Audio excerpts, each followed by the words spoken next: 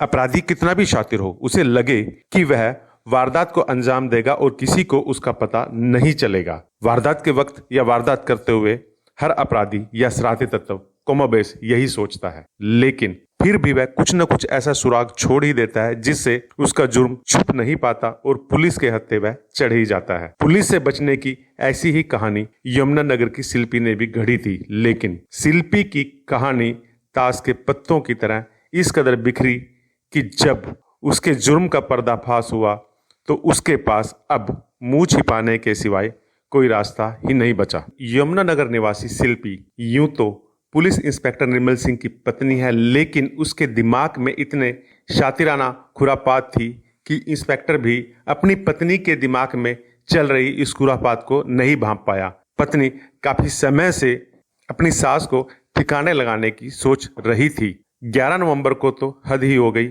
और सास और बहू में अनबन हो गई। लिहाजा शिल्पी ने तय कर लिया कि उसे अपनी सास को मौत के घाट उतारना है और उसने बहुत ही साजिशन तरीके से अपनी सास की हत्या कर दी। हत्या करने के बाद उसने घर में रखे हुए 71 लाख रुपए और जेवरात खुर्द बुर्द कर दिए और इस तरह से एक कहानी बनाई, इस तरह से एक स्क्रिप्ट गढ़ी कि लगे कि यह लूट की वारदात है और लुटेरों ने ही उसकी सास यानी के राजबाला की हत्या की है। कुछ हद तक शिल्पी अपने मंसूबों में कामयाब भी हो गई। उसने हत्याकांड को अंजाम दिया और बिना किसी डर के झिझक के वह आराम से अपनी गाड़ी निकालती है और अपने ब्यूटिक में चली जाती है। वहां पर भी उसने पूरे पेशेंस से काम किया, उसने वक्त लिया, टाइम लिया और तब वह घर वापस आई जब उसके ससुर के भी घर आने का वक्त हो गया।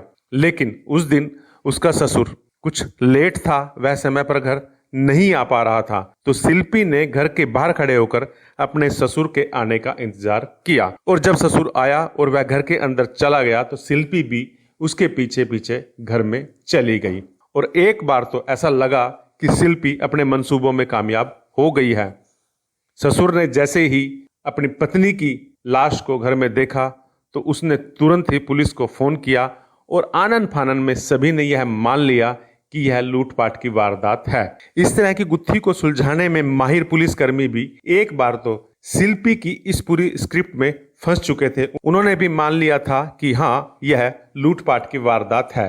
पुलिस की जांच टीम ने फौरी तौर पर बताया या यह मान लिया कि लुटेरे पीछे से आए थे और पीछे से आकर ही उन्होंने पूरी की पूरी वारदात को अंजाम दिया, क्योंकि इंस्पेक्टर के घर में बाहर दरवाजे की तरफ कैमरे लगे हुए थे और इन कैमरों में चूंकि लुटेरे या बदमाश आ सकते थे, उनकी फोटो आ सकती थी, उनकी वीडियो आ सकती थी, इसलिए लुटेरों ने वारदात के लिए दीवार का सहारा लिया, घर के पीछे की दीवार का सहारा लिया और उस दीवार से होकर लुटेरे घर के अंदर घुसे और उन्होंने राजबाला की हत्या कर दी। और जब पुलिस इस तरह के बयान दे रही थी तो शिल्पी मन ही मन संतुष्ट हो रही थी कि उसकी कहानी काम कर रही है। उसे लग रहा था कि उसने जो स्क्रिप्ट बनाई है, उसने जो वारदात का बारे में बताया है, जिस तरह से उसने वारदात को रखा है, उससे पुलिस उसके झांसे में आ गई। हालांकि पुलिस ने फौरी तौर पर बोल दिया कि यह लूटपाट की वारदात है, लेकिन पुलिसकर्मी इस बात को पहचान नहीं पा रहे थे कि आखिरकार कैसे लुटेरे 11 नवंबर के दिन इंस्पेक्टर के घर में घुस गए और किस तरह से वह वारदात को अंजाम देकर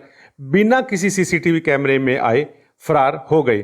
पुलिस ने आसपास के सभी कैमरे खंगाले, आसपास की सभी जगह पर तलाश किया, वह साक्ष्य जुटाने की कोशिश की, लेकिन पुलिस को कहीं भी लुटेरों का कोई सुराग नहीं मिला। जब पुलिस किसी निष्कर्ष पर नहीं पहुंच पाई तो पुलिस ने क्राइम सीन तैयार किया और क्राइम सीन तैयार करने के बाद पुलिस को लगा कि वारदात को अंजाम देने वाला कोई बाहर का नहीं बल्कि घर के भीतर का है। और तब शिल्पी पर पुलिस की नजर गई और शिल्पी के हाथ पर जख्म के निशान थे और पुलिस ने उन खरोंच के निशानों को आधार बनाकर जब पूछताछ की तो परत दर परत मामला खुलता चला गया। अभी पिछले 11 तारीख को अनफॉर्चुनेट इंसिडेंट हुआ था जिसमें हमारे ही विभाग के इंस्पेक्टर निर्मल गुमाता की हत्या हो गई।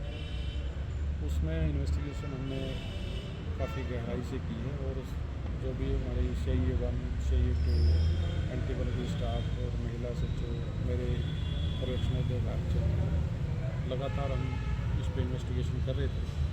इन्वेस्टिगेशन के दौरान कल हमने जो निर्मल की वाइफ हैं उनको अरेस्ट किया।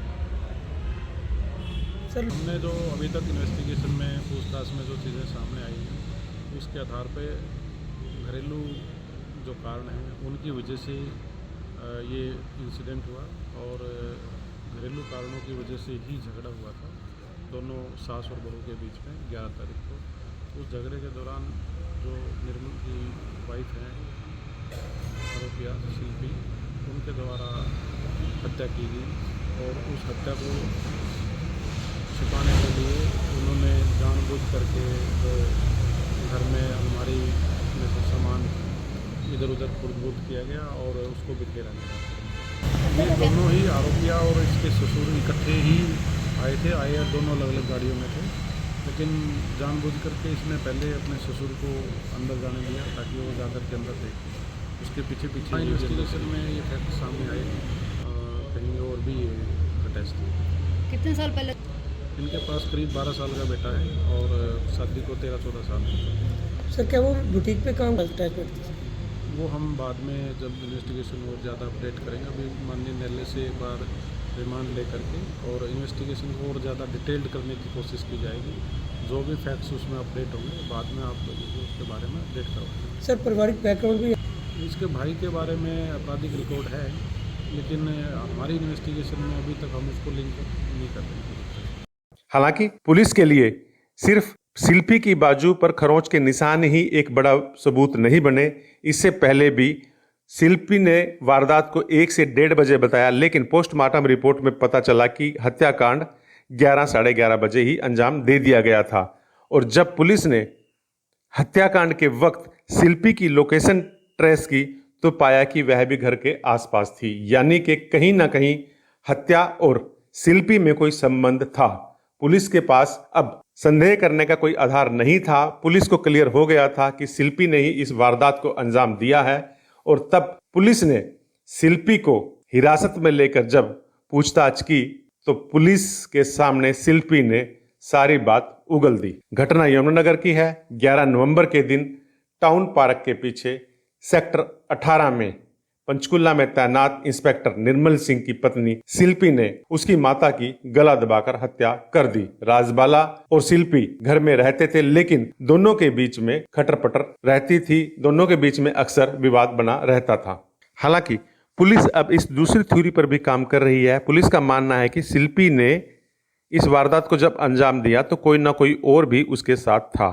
ऐसा भी माना जा रहा है कि शिल्पी के किसी और के साथ भी कोई संबंध रहे होंगे। हालांकि इस बारे में अभी पुलिस कुछ भी कहने से बच रही है, क्योंकि पुलिस का मानना है कि जब शिल्पी को रिमांड पर लेकर गहनता से पूछताछ की जाएगी तो इसके बाद जो जानकारी मिलेगी उस जानकारी के आधार पर ही जांच आगे बढ़ेगी। लेकिन पुलिस के सूत्रों ने बताया कि कोई ना कोई ऐसा व्यक्ति है जिससे शिल्पी के गहरे संबंध हैं और उस व्यक्ति ने इस वारदात को अंजाम देने में और लूट की राशि को और ज्वेलरी को छुपाने में शिल्पी की पूरी मदद की है। बहरहाल इस पूरे मामले में अब शिल्पी को लेकर पुलिस ने अपनी छानबीन तेज कर दी है। वारदात के बारे में पूछताछ कर रही है और यह भी पता करने की कोशिश कर रही है कि शिल्पी के साथ इस वारदात में और कौन कौन लोग शामिल थे। लेकिन जिस तरह से शिल्पी ने इस पूरी वारदात को अंजाम दिया उसके बारे में सुनकर पुलिस के जांच अधिकारी भी चौंक रहे हैं। उसके हर खुलासे पर पुलिसकर्मी या जांच टीम चौंक जाती है, क्योंकि शिल्पी ने न सिर्फ वारदात को बहुत ही ठंडे दिमाग से अंजाम दिया, बल्कि वारदात के बाद भी वह बहुत ठंडे दिमाग से काम लेती रही। उसने किसी भी स्तर पर कोई हड़बड़ी नहीं दिखाई।